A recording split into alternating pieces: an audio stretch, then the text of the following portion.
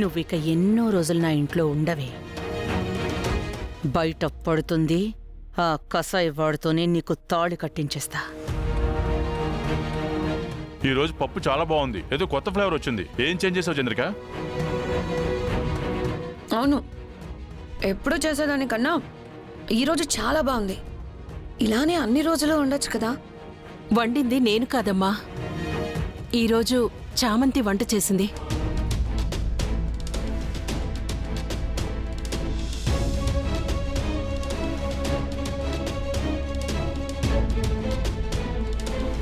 నీకు తొందర ఎక్కువక్క, తెలుసుకోకుండా దాన్ని పొగిడేశావు.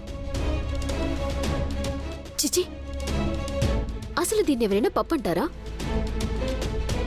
మరేమంటారు? దాన్ని మా ఇంటికి పంపించు ప్రేమ్. మా చెఫ్లు చెప్తారు ఎలా వండాలో. వాళ్ళ దగ్గర నేర్చుకోమని చెప్పు. ఏమోనమ్మా, మాకైతే చాలా బాగుంది. రమా కూడా పప్పుతోనే సగం అన్నం తినేసింది. ఇది వండిందని నాకు తెలీదే. పాపం ఎందుకులే తిట్టడమని ఆంటీ చెప్పుండరు అంకుల్.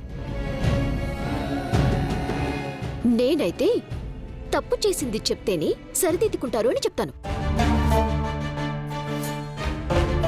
ఈసారైనా ఒళ్ళు దగ్గర పెట్టుకుని చెయ్యి. అసలు నీకేది చేతి కదే.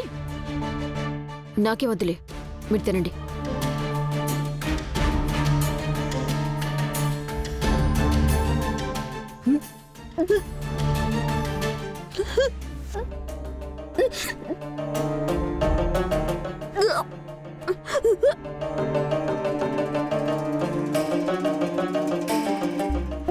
అయ్యో నిషమ్మా,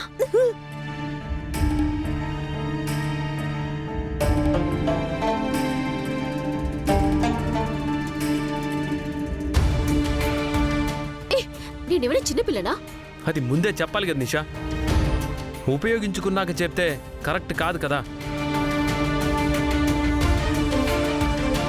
ప్రేమ్, ఇంకాపుతావా? చెప్తున్నాను నిషా. రే, వదిలేరా. సరే, వెళ్ళి కాసేపు రెస్ట్ తీసుకో నిషా.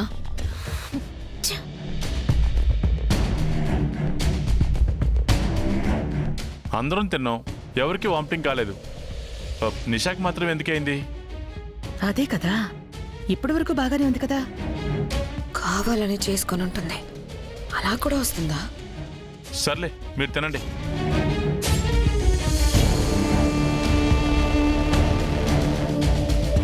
ఛాన్సే లేదు, వేరే ఏదో అయ్యుంటుంది.